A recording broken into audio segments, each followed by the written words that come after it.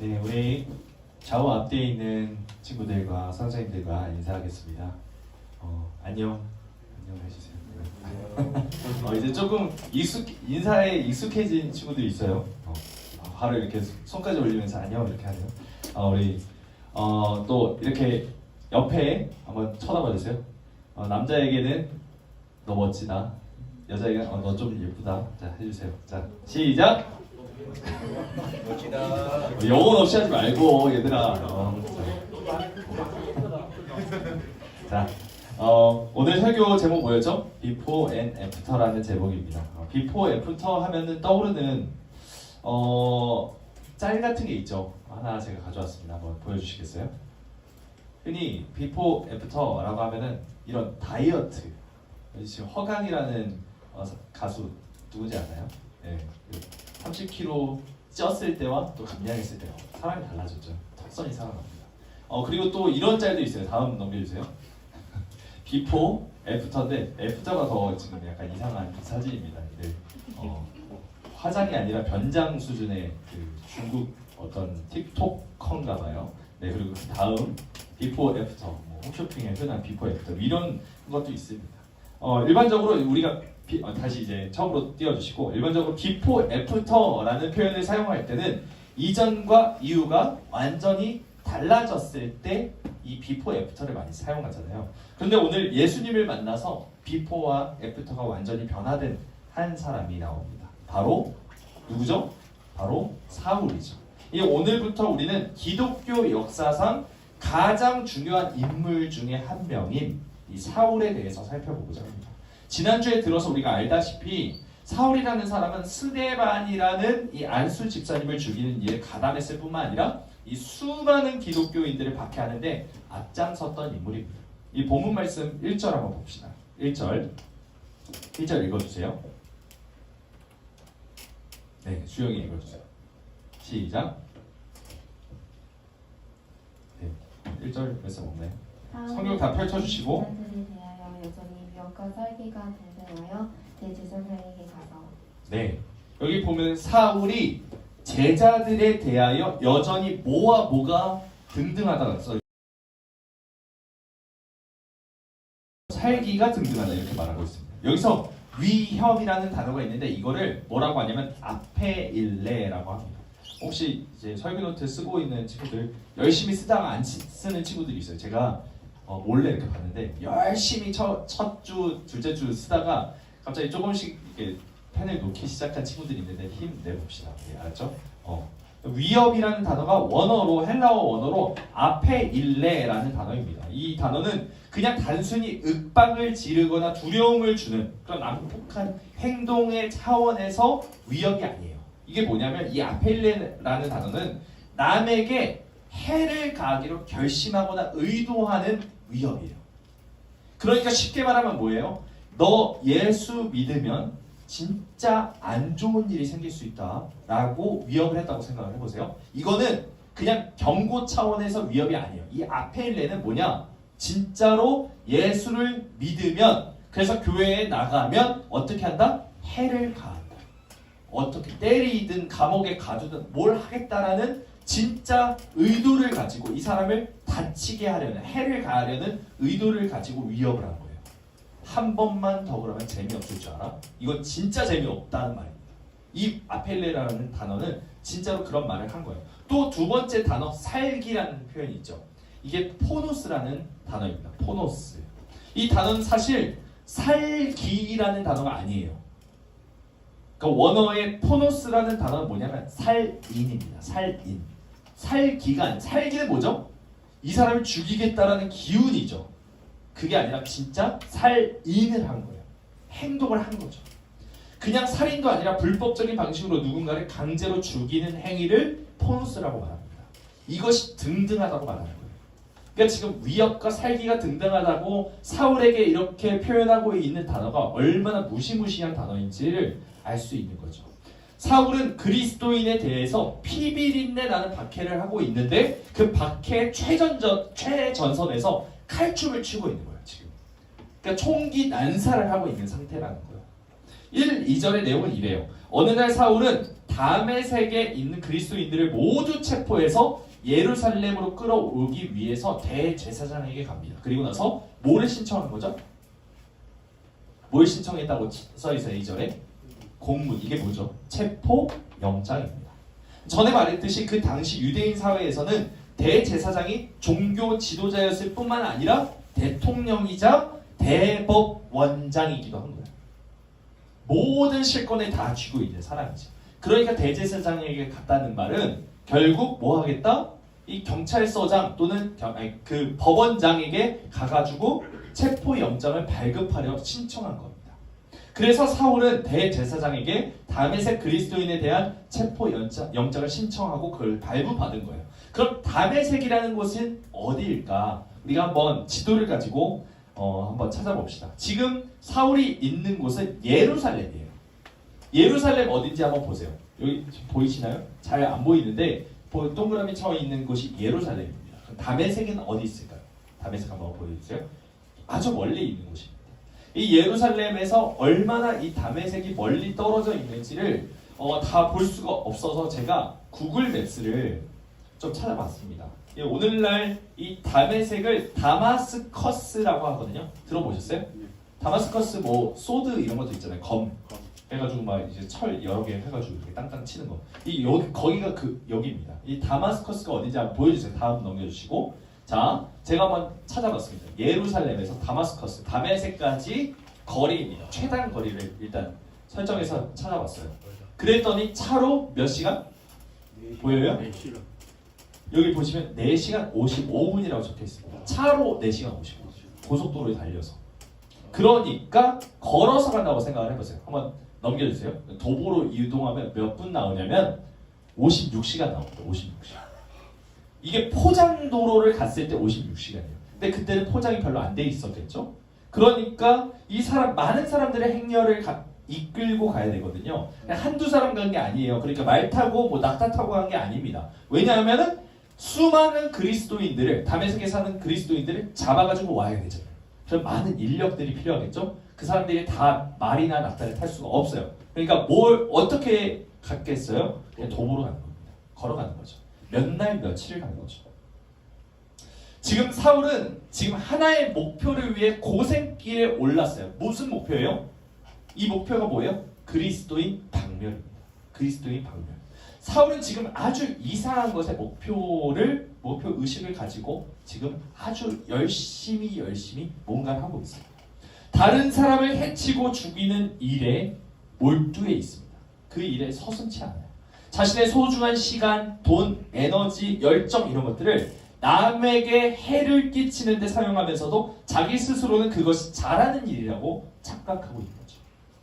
사람은 자기가 옳다는 그 믿음 때문에 완전히 망가지는 경우가 있어요.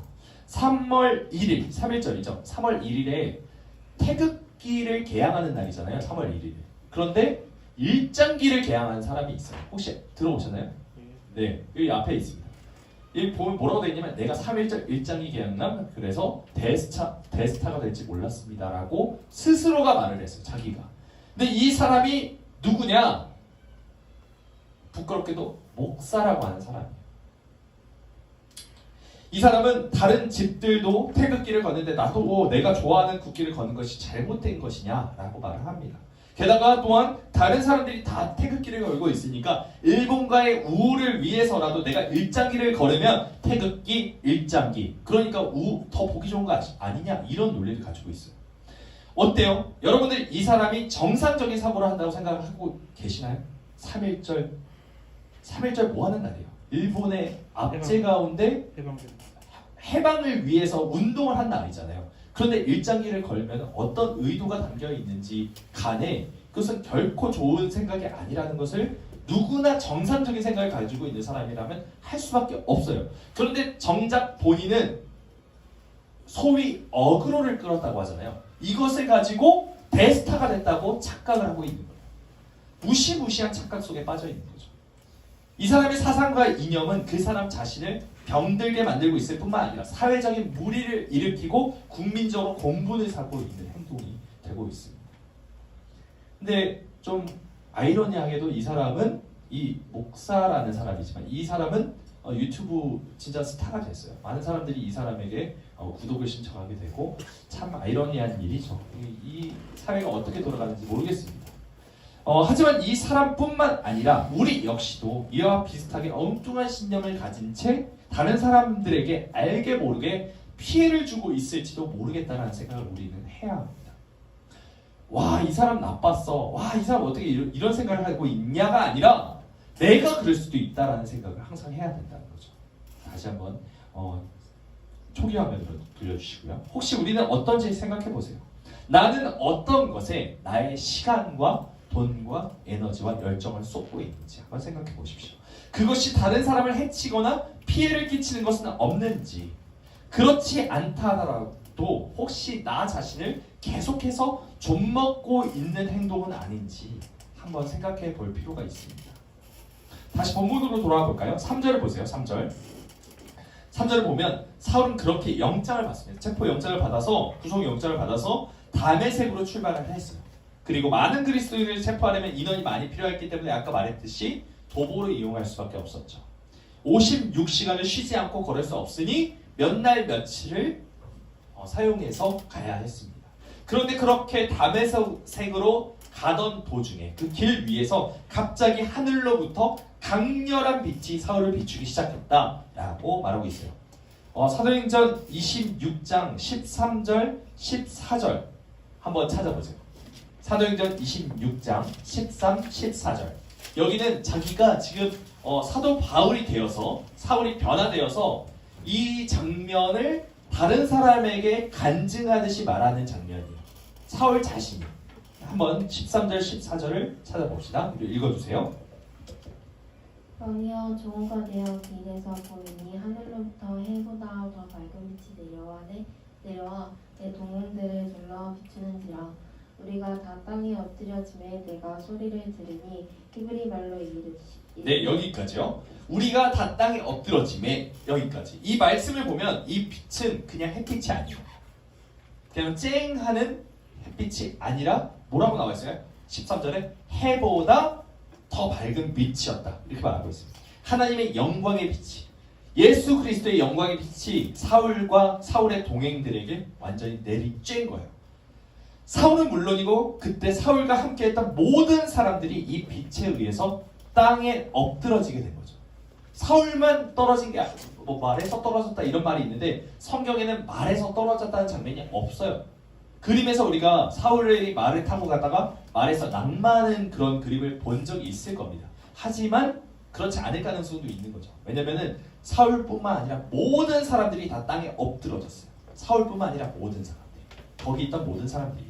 우리가라고 말하고 있죠. 이 사람이 갑자기 땅에서 엎드러지는 일이 이 일뿐만이 아니에요. 성경에는 사람이 갑자기 꼬꾸라지는 일들이 많이 등장합니다. 가룟 유다와 대제사장의 수하들이 예수님을 잡으러 갔을 때도 이런 비슷한 일이 있었어요. 요한복음 18장을 한번 찾아봅시다. 요한복음 18장 3절에서 6절이에요. 요한복음 18장 3절에서 6절입니다. 우리 이거는 다 함께 읽어보겠습니다. 남학생 한 절, 여학생 한 절 이렇게 한번 읽어볼까요? 3절부터 6절까지 18장 3절에서 6절. 다 찾았나요? 네. 자, 남자부터 시작하겠습니다. 시작! 유다가 군대와 대제사장들과 바리새인들에게서 얻은 아랫사람들을 데리고 등과 횃불과 무기를 가지고 그리로 오는지라. 조용히 같이 마이크로 해주세요. 4절 시작! 예수께서 그 다라리를 다하시고 나아가 이르시되 너희가 누구를 찾느냐. 대답하되 나사렛 예수라 하거늘. 이르시되 내가 그니라 하시니라. 그를 파는 유다도 그들과 함께 섰더라. 예수께서 그들에게 내가 그니라 하실 때 그들이 물러가서 땅에 엎드려지는지라. 6절 뭐라고 되어 있어요? 그들이 물러가서 땅에 엎드러지는지라. 예수님이 내가 바로 그다. 내가 그다. I am who I am 이 말을 한 거거든요. 내가 바로 약속된 그 메시아다라고 말했을 때 하나님의 영광의 광채가 빛을 그들을 둘렀고 땅에 엎드러지는 장면이 나옵니다. 마지막으로 한 구절을 다 찾아볼게요. 요한계시록입니다. 성경의 가장 마지막이죠. 요한계시록 2장 16, 17절. 요한계시록 2장 16, 17절. 이거는 우리 다 함께 읽어보겠습니다. 요한계시록 2장 16, 17절. 자, 시작. 그의 오른손에 7별이 있고, 아직 못 찾으셨나요? 다시 시작. 그의 오른손에 7별이 있고 그의 입에서 제가 잘못 찾았나요? 16, 17. 2장 16, 17. 1장입니다. 1장. 죄송해요. 1장이죠. 죄송해요. 자, 1장 16, 17절. 시작. 그의 오른손에 7별이 있고 그의 입에서 좌우에 날성검이 나오고 그 얼굴은 해가 힘있게 비치는 것 같더라. 내가 볼 때 그의 발 앞에 엎드려서 죽은 자 같이 되며. 여기까지요. 자, 지금 16절에 보면 예수 그리스도의 얼굴에서 해같이 빛나는 광채가 비쳐요.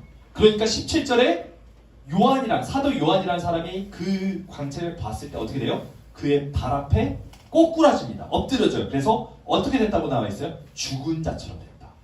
완전히 그냥 시체처럼 됐다는 거예요. 이 사도 요한이 예수님을 보았을 때 이 사도 요한은 이미 변화된 사람이었거든요. 하나님을 믿는 사람이었어요. 예수 그리스도의 제자였습니다. 그런데도 죽은 자처럼 됐다라고 말하고 있습니다. 아마 예수님을 잡으러 온 가룟 유다와 대제사장의 수하들도, 그리고 다메삭으로 가던 도중에 있었던 사울과 그 동행들도 이것과 똑같은 일을 맛봤던 걸로 알 수가 있는 거죠. 이 일들의 공통점이 무엇일까요? 사람이 예수 그리스도의 영광의 빛을 보게 되면 모두 다 땅에 엎드러져 죽은 사람처럼 된다는 겁니다. 죄로 더럽혀진 우리가 하나님의 영광의 빛을 보는 것은 결코 아름답고 신비로운 체험이 아니에요. 죄인이 하나님의 영광을 보는 것은 죽음의 경험입니다. 사선을 넘나드는 일이에요.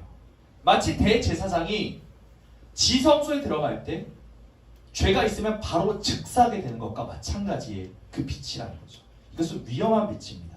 아주 정결하고 거룩한 빛이지만 죄인이 쬐게 됐을 때는 죽음의 빛이 되는 거예요. 마치 구약시대의 제사장들이 이 성소와 지성소에 함부로 들어갈 수 없었던 그 이치와 마찬가지라는 것을 꼭 기억하기 바라요. 그러므로 우리는 감사해야 합니다. 왜냐하면 우리가 지금 이 자리에 나와서 하나님의 말씀의 빛을 보고 하나님의 말씀을 듣고 예배와 찬양을 하는 가운데 하나님의 영광과 임재를 경험하게 되는 것, 이것은 결코 당연한 일이 아니기 때문이에요. 우리는 사실 하나님과 함께 있을 수가 없어요. 하나님의 그 영광의 빛을 쬐게 되는 순간 바로 우리는 죽음을 경험할 수밖에 없는 죄인입니다. 그런데 우리는 하나님의 은혜로, 예수 그리스도의 은혜로 지금 이 자리에 나와서 하나님을 찬양하고 있는 거예요. 우리는 결코 그럴 수 있는 자격이 없어요. 우리가 하나님 앞에 나와서, 교회에 나와서 예배하는 것은 정말로 감사한 일이에요. 정말로 기쁜 일입니다. 이것을 우리는 간과해서는 안 됩니다. 죄로 인해 끊어져 버린 하나님과 우리의 관계가 회복되어서 하나님과 함께 동행하는 것을 아무것도 아닌 것처럼 여기는 것만큼 어리석고 허무한 일은 없어요. 여러분 꼭 기억하시기 바랍니다.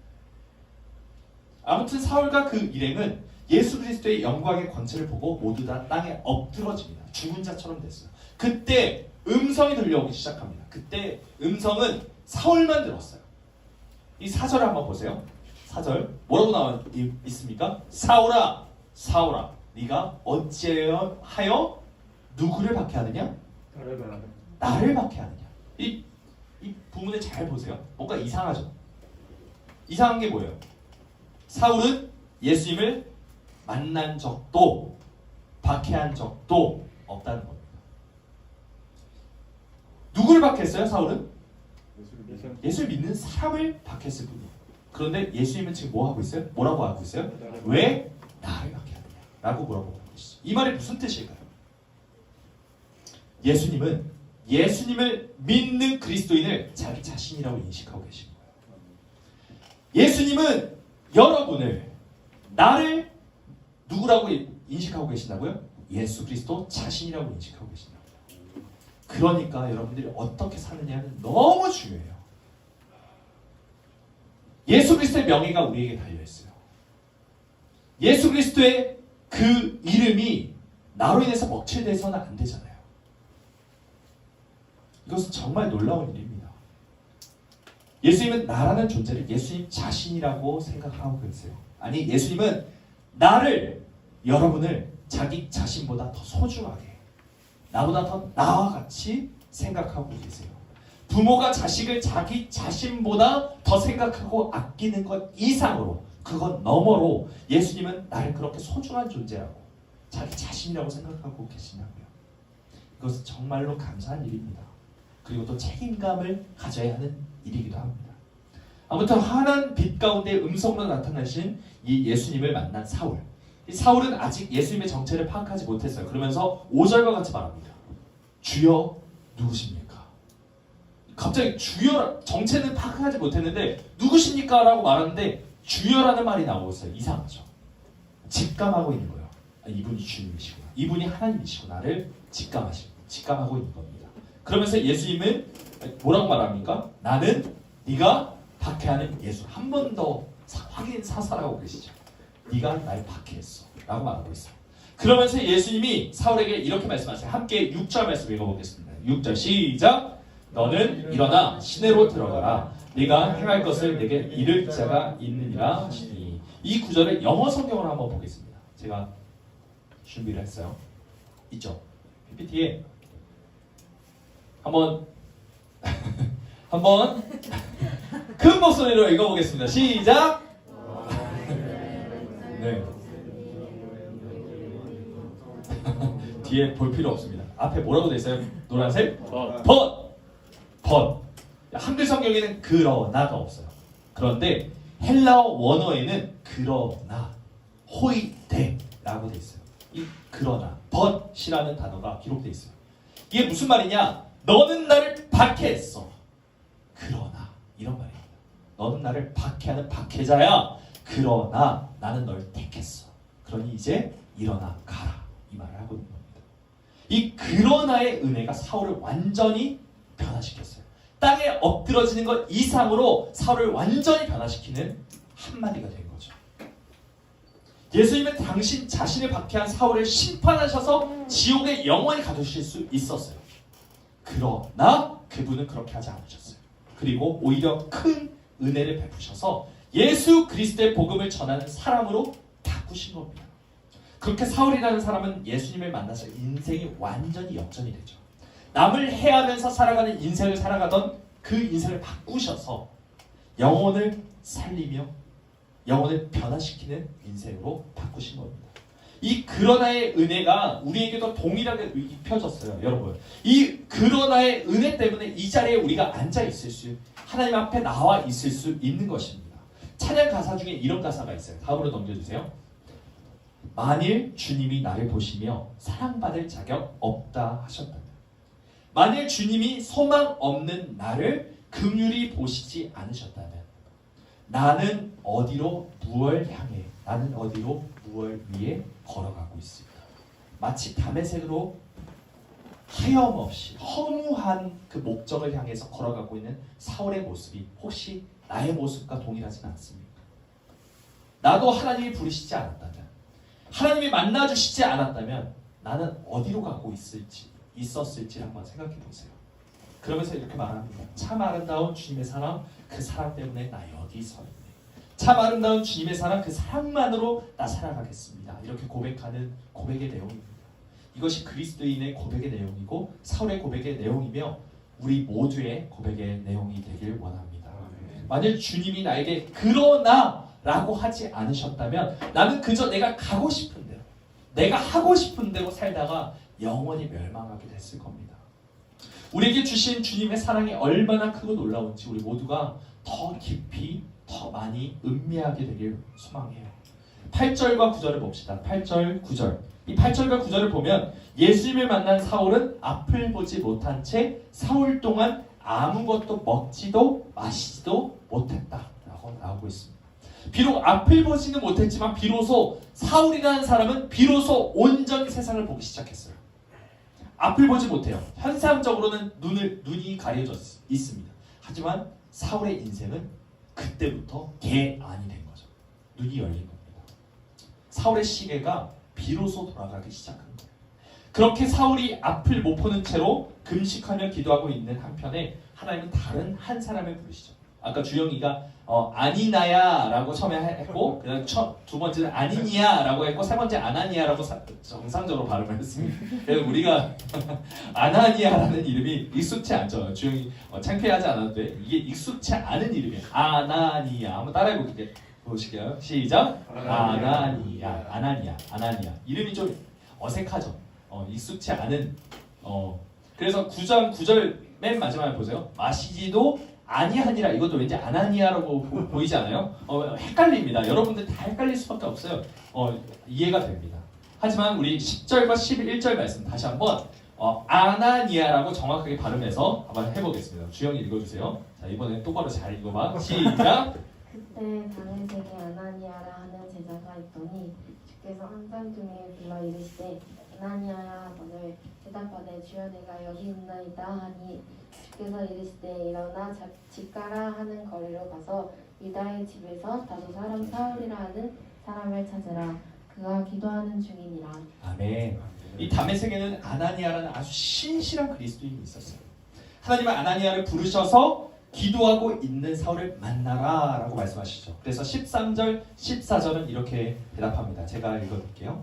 아나니아가 대답하되 주여 이 사람에 대하여 내가 여러 사람에게 듣사온즉 그가 예루살렘에서 주의 성도에게 적지 않은 해를 끼쳤다 하더니 여기서도 주의 이름을 부르는 모든 사람을 결박하는 권한을 대제사장들에게서 받았나이다 하거늘. 하나님, 사울이란 사람 소문 좋지 않아요. 그 사람은 예루살렘에서 주님의 백성들에게 큰 피해를 끼쳤다고 합니다. 그리고 이 다메섹에서도 그리스도인들을 체포할 영장을 발부받아서 지금 오고 있는 중에 있어요. 근데 이런 사람을 만나라고요? 라고 말하고 있는 거죠. 아나니아는 아주 당연한 반문을 한 거예요. 사실 그렇잖아요. 모든 사람이 이렇게 반문을 할 겁니다. 아니 지금 내 목숨을 지금 어떻게 좌지우지할 수 있는 사람을 만나라고 하고 있으니 위험 인물을 만나라고 하고 있으니 아나니아의 반응이 이해가 되죠. 우리도 비슷한 경험이 있을 겁니다. 하나님 이건 아니지 않습니까? 솔직히 이건 아닙니다. 이건 있을 수 없는 일이죠. 솔직히 이게 말이 돼요? 라고 기도한 적 있을 겁니다. 하나님의 뜻을 우리가 다 어떻게 헤아릴 수 있나요? 하나님의 그 깊으신 뜻을, 계획을 우리가 다 어떻게 알 수 있을까요? 하나님은 아나니아에게 이렇게 말씀하세요. 15절 한번 같이 읽어보겠습니다. 15절 시작! 가라, 이 사람은 내 이름을 이방인과 임금들과 이스라엘 자손에게 전하기 위하여 택한 나의 글씨라. 아멘. 하나님은 아나니아에게 뭐라고 말씀하세요? 뭐라고 말씀하세요? 네가 이해 좀 해줘. 괜찮아. 이렇게 말씀하셨나요? 아니요. 뭐라고 말씀하세요? 가라. 우리를 이해하거나 설득하지 않으세요. 가라. 말씀하세요. 어떨 때는 하나님이 명령하실 때가 있어요. 아니 대부분의 하나님께서 말씀하시는 것이 명령이에요. 왜요? 하나님은 우리의 왕이시거든요. 왕이 명령할 때 토를 다는 것, 이것이 우리의 죄인된 본성이라는 거예요. 하나님 이거 아니잖아요.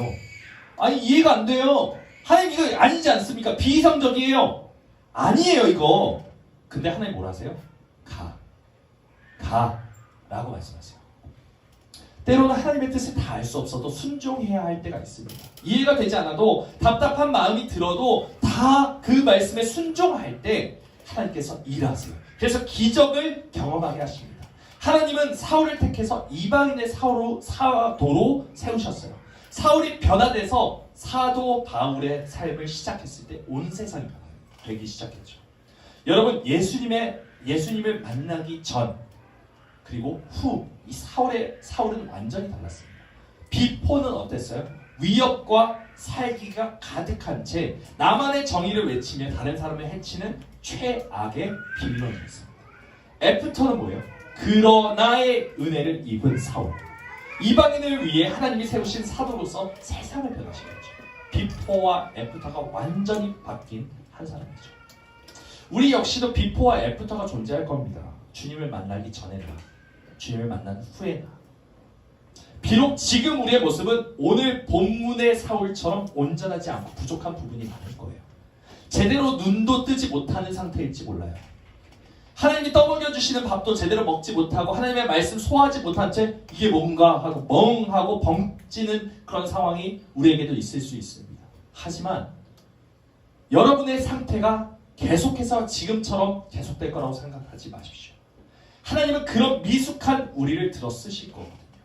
그래서 성숙하게 하시고 조금 더 하나님의 말씀을 알아듣게 하시고 그래서 더 많이 순종하게 하셔서 하나님의 일을, 그 역사를 펼쳐내실 겁니다. 우리 모두가 그러나의 은혜를 입은 자들임을 항상 기억하며 감사하는 삶을 살기를 소망해요. 하나님의 뜻을 다 이해하지 못해도 그분이 이끄시는 대로 순종하며 가봅시다. 우리 하나님은 그런 우리의 순종을 기뻐하시며 우리의 평생에 놀라운 일을 이루실 거예요. 우리 기도합시다. 우리 찬양 먼저 하고 기도할까요?